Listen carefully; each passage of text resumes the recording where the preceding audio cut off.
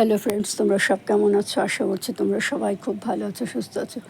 Friends, আমিও ভালো আছি, সুস্থ আছি, কিন্তু ভালো থাকলেও কী হবে? এই যে ছাদটাকে দেখো, এত বৃষ্টি হয়ে গেছে হলো, এই জায়গাটা পর্যন্ত পুরো জলে ডুবে গেছে।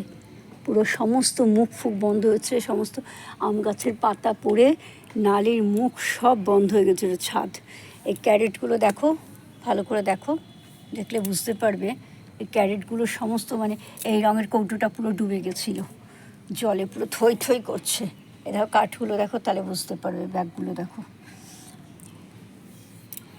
11:30 থেকে বৃষ্টি শুরু হচ্ছে 3:30 পর্যন্ত। কন্যগর পুরো জলে থই থই করছে, ভাসছে, এমন অবস্থা।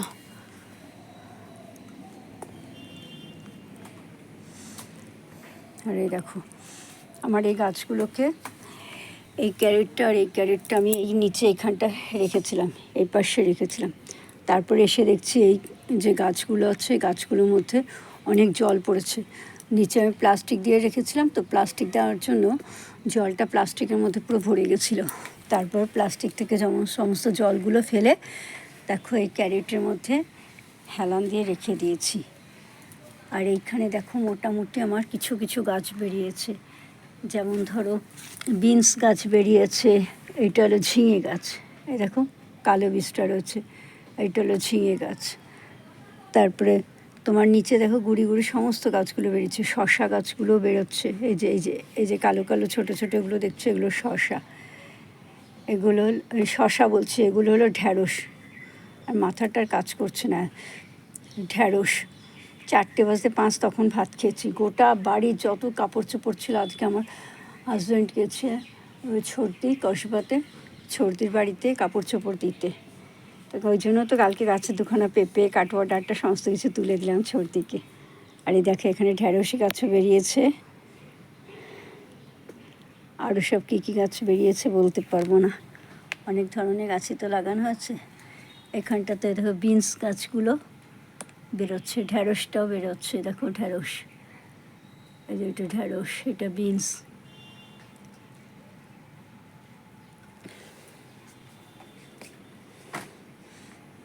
এখানে সমস্ত মূলো।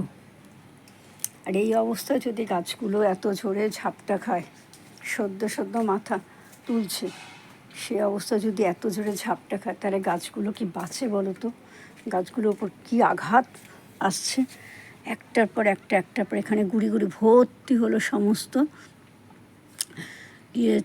মূলোর বীজ, যত আছে দেখতে পাচ্ছ, এগুলো সব মূলোর বীজ। আর আমার এই গাঁদা ফুল গাছগুলো নষ্ট হয়ে গেল, বরঞ্চ নিজেদের ঘরে যে গাঁদা গাছ ছিল, সেই গাঁদা গাছের ডাল কেটে লাগিয়েছিলাম, তাতে আমরা কত সুন্দর লাগে। কিনা গাছগুলো বেশি আশা করেছিলাম, আমার বলে না অতি লোভে তাঁতি নষ্ট, সব শেষে। দেখুন আমি সব আমার সেই জিন্সের প্যান্ট এগুলো সব কেচে দিয়েছিলাম। এই দেখো আরও দেখবে, চলো দেখো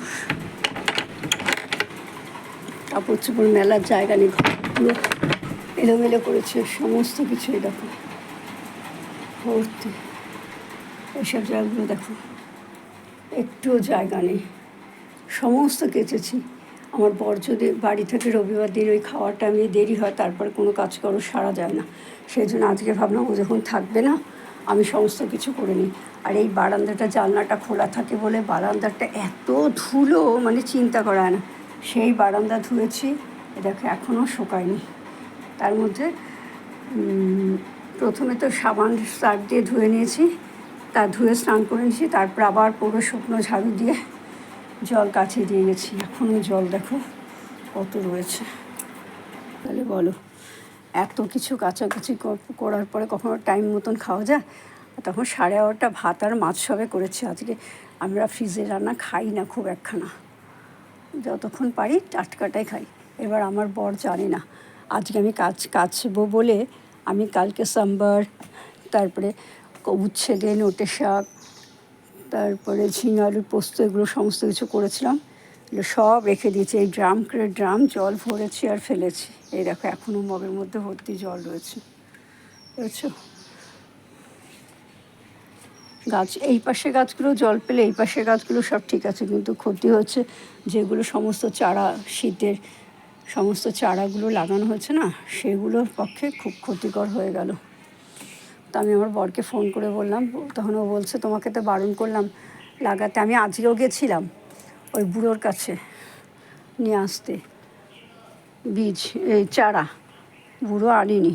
তাহলে কী গো দাদু, তোমার কথার কোনো দাম নেই, আর এইটা পুরো ভরে সমস্ত মাটি বেরিয়ে গেছে আমার। তাহলে কী গো দাদু, তোমার কথার কোনো দাম নেই, ঠিক মতন কথা দাও না, বলে নিয়ে আসবো, তারপর তুমি নিয়ে আসো না। এইখান দিয়ে সমস্ত মাটিগুলো বেরিয়ে গেছে, ফাঁক থেকে বস্তাগুলো পড়ে গেছে, এখানে প্লাস্টিক দিয়ে দেবো। আর এইগুলো মোটামুটি বৃষ্টিতে ভিজে গেল, ঠিকই আছে, কোনো অসুবিধা নেই। আমার একটু জল কম দিতে হবে। এবার এইখানে আমি সমস্ত গাছগুলো তুলে তুলে, এই যে কপি গাছগুলো আছে, এই বেগুন গাছগুলো আছে, একটা করে রাখবো আর একটা করে সরিয়ে দেবো, কারণ একটা ব্যাগে একটা রাখলেই ভালো, দুটো রাখলে। এই দেখো এখানে মাটিগুলো ধসে গেছে গো, দুখানা হলেই তখন বিপদ হয়ে যাবে।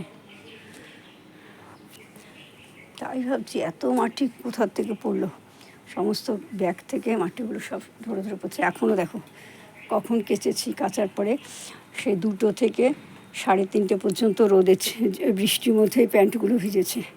তারপরে 4টে বাজতে 5-এ ভাত খেয়ে তুলে নিয়ে আসলাম, তুলে নিয়ে এসে এখানে মেলে দিয়েছি।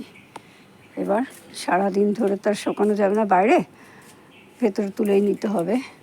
ভাগ্যে সেই প্লাস্টিকটা দিয়েছিলাম গো, তাই জন্য আমার গাছগুলো খুব একখানা আঘাত পায়নি, অনেকটাই গার্ড হয়ে গেছে এইটার জন্য। আর এইখানে রেখে আমি কত জামা শুকালাম, কেচেছি, কেচে প্রথমে যে লটটা আছে ওই লটে দিয়ে গেছি, দেওয়ার পরে তারপর আবার যখন কেচেছি, মশারিটা অর্ধেক শুকনো হয়ে গেছে, বিছনার চাদরটা অর্ধেক শুকনো হয়ে গেছে, এই করে তারপরে যখন হয়েছে তুলে নিয়ে গিয়ে তখন আবার এই সমস্ত জিনিসগুলো দিয়েছে। দেখুন এখনও জল পড়ে, দেখো একটু আগে চিপে দিলাম, এখনও জল পড়ছে। বৃষ্টির জলে কাচলে খুব ভালো পরিষ্কার হয়। ঠিক আছে ফ্রেন্ডস, আজ এখানেই রাখছি, দেখা হবে আগামী একটা ভিডিওর সাথে। ততক্ষণের মতো তোমরা সবাই খুব ভালো থেকো, সুস্থ থেকো আর আনন্দে থেকো। আর আমি যে নিচে পেঁপে গাছগুলো কেটেছিলাম, সেই পেঁপে গাছের ওখান দিয়ে সমস্ত পেঁপে গাছের টুকরোগুলো বেরিয়ে আছে, বাগান থেকে সমস্ত মাটি ওখানটা না ওদের বাঁধানো ছিল। আর এবার বাঁধানোর জায়গা থাকার জন্য বাগানটা না খুব জল জমতো।